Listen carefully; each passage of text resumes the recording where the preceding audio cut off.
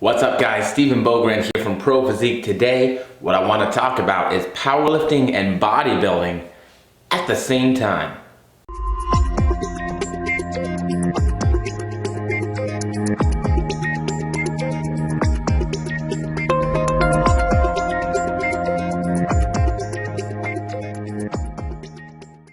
Alright, so what's up everybody? How is it going? Happy Friday, almost to the weekend, almost there. I know it's been a little bit since Monday since I got a video up on my channel, but if you head over to Paul Ravella's channel, you'll see that on Wednesday I did a video over with him. So I was talking a little bit about protein, and if that's something you're sort of interested in, I'd go over there, check that out over at Paul Ravella's channel. But today, if you know me, you know that this is something that is kind of like near and dear to my heart, and it's something that I am currently doing. Is powerlifting and bodybuilding at the same time. And so I know that it's becoming a little bit more mainstream to do the power building, you know, the powerlifting, bodybuilding kind of style training. And I think that there's nothing wrong with that, you know what I mean? Obviously that's how I train, that's what I like to do. But at the same point, I think there are some things that we need to be aware of in order to stay safe and minimize injury risk as much as possible during the time. And definitely some things that we want to be considerate of if we're going to compete in both, especially within a short amount of time or short window, right? So first and foremost, my first piece of advice is always have a strength day first. So after your rest day, go in and do your strength stuff. Do your heavier, higher intensity compound lifts when you are fresher. Being under those heavy loads is just really taxing. I know that if I have a hypertrophy day and I'm sore and I come in and I have to hit those heavy intensities and really make those weights move, that can be very difficult for me at that time. I also find that I can always get a little bit more tweaks and twinges, things going wrong, not really feeling so great when I'm already sore. Remember, a strong muscle moves lots of weights, so we don't want to have our muscles being already pre-fatigued from a prior training session. That being said, one of the gimmies that I think we should have for any training session is don't train the same muscle back to back. It's a little bit different if you're doing like an accessory day after an upper body day, right? We're hitting things that probably didn't get hit enough or definitely weren't emphasized in the prior workout.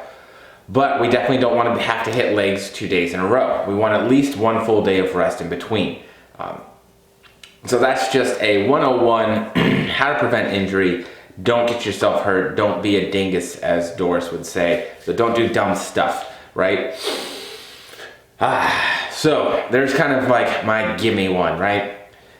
So here's the one that I think is a little bit more difficult and a little bit harder to manage, and that's competing. And that's what I really want to talk about today, competing in both the powerlifting meet and a bodybuilding competition. And so the absolute first and foremost thing you need to recognize is when setting out your goals, your plans for the year, is making sure that you have ample time in between.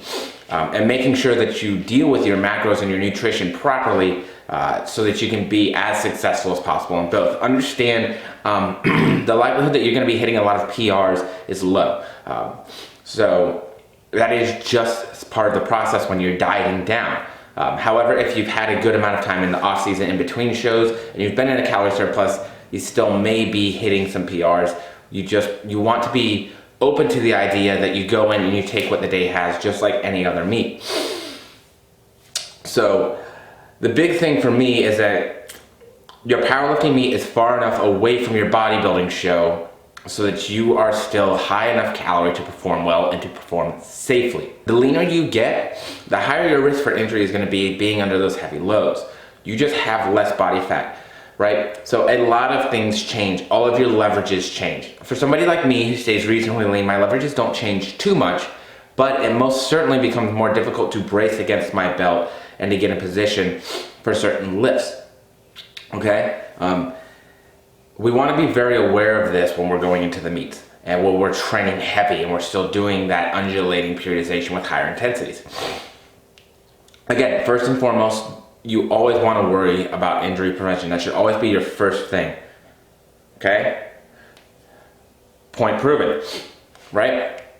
So we want to make sure that while we're low calorie and still training hard, we're adding cardio to the mix right now, right? Because even though we have a meet coming up, we wouldn't normally be doing cardio. We definitely wouldn't normally be doing any kind of HIIT cardio. We have that bodybuilding show afterwards or before, depending on how you're doing. And so our metabolism, our metabolic rate, our body composition, making weight classes, all that stuff is still relevant. So we don't have the same options that we would have if we were just going into a powerlifting meet normally.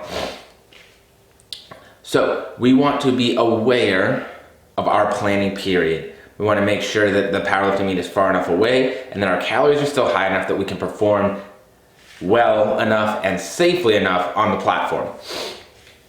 Okay. Now, once your meet's over, things kind of open up a little bit, right? Say your bodybuilding show's afterwards, right? I have about 10 weeks in between my powerlifting meet and my bodybuilding show. You can understand that yes, my calories have decreased quite a bit, even going into the powerlifting meet. They're still reasonably high, even though I've gotten some good return on investment in terms of loss of body fat and body weight. However, once that meet's over, you can damn well bet we're going to be getting a lot more aggressive with the diet and the cardio to get to that level of leanness that we need to get to be on stage ready and really competitive. Now, one of the other things that I think is really important, and really I'll say this for any bodybuilding show, is that you still keep intensity up to a point, right? Granted, as glycogen stores deplete, as you get flat, as your energy levels get low and stress gets high, there's always going to be decrements in your performance, right? Bench press is normally the one thing that everybody is very, very quick to say. Bench press is always going to suffer. It's going to be the first thing to go down during a dieting phase. And I think that if you're wise enough with the way that you manage volume and intensity, you can, you're still going to see some decrements, absolutely. But you can sort of minimize those, right?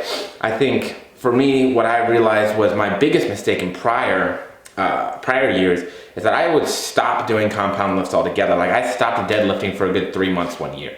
And it took me a good 6 months to get back to where I was at. Now I didn't stop doing RDLs, I didn't stop doing hamstring curls, I didn't stop training my hamstrings, but I essentially had to relearn the entire movement. And so it took me a long time to come back from that. So I don't necessarily think that cutting your powerlifting movements and compound lifts out of your training repertoire is a good idea. However, you do want to be very cautious of how you feel day to day, especially as you get closer to the show, and make wise choices and decisions. As you can see, I had a little bicep thing go on the other day. It was one of those things you just sort of felt the pop and then it got, felt a little bit of pain. But that kind of comes with the territory, right? So that was my fault for doing something stupid. It wasn't necessarily that we're too lean. It wasn't necessarily that we are in a bad place. I hyperextended something, popped it, pulled it, and that's me being dumb. That is another thing that you need to be aware of when you're in that dieting phase and still lifting heavy. And this is, again, any bodybuilding show that you're going into. You are at a higher risk for injury. So that means you want to take things, make sure you're taking your fish oils, make sure you're taking your joint supplements, make sure you're taking all your multivitamins, make sure that you're getting your protein in and hitting those protein goals on a daily basis. Because all those things are going to help you to stay healthy, perform, and in the gym. Remember, once you're out of the gym, you are screwed, okay? You do not want to be risking injury. There's nothing else that's going to really not even just stop you from making progress, but make you go back the other direction. So even in every training session, the leaner you get, the more tired you get, the more frustrated and just upset and stressed out with the process you get. Because remember, dieting and bodybuilding, getting stage lean, it requires suffering. It is not going to be easy. Now, and that's whether you're on 300 carbs or whether you're on 80 carbs, it's going to be hard. That mental look on it, it's difficult, okay? It doesn't mean you have to bitch and moan and complain about it, but it's not going to be easy. So when your mind is on all those other things, it's important that we bring it back into focus on training when we're in there. Each and every rep you want to focus on, be safe, be smart, understand that your longevity and long-term goals can easily be disrupted by a very short-term lack of attention span within a heavy set or rep scheme. Okay? So those are my big ones. So if you're looking at doing powerlifting and you're looking at doing bodybuilding, you kind of want to do both. Here are the main take-home points. Plan accordingly, right? This is going to be my number one. Plan accordingly. Have enough time in between your meet and your show. I would never recommend being anywhere under 10 weeks in their proximity. Honestly, the further away the better. And if you can compete during your off-season powerlifting, even better. Okay? Second thing, make sure you're paying attention to your injury risks, what you're doing in and out of the gym, and the things that are going to put you at high risk for injury and staying away from those. Number 3, don't sacrifice training, right? I am big on keeping higher intensities in. You might lose a little bit of volume on those days, but you can always make that up throughout the rest of the week. But anyways, guys, that's it. Powerlifting and bodybuilding. If you're looking more at it, I got a meet next Friday night. So, and it's definitely been a big part of my training, so always check out the Instagrams, the YouTube, I guess, now. And then my Facebook stuff, because I always post updates on all those things. But until next time, guys, have a great weekend.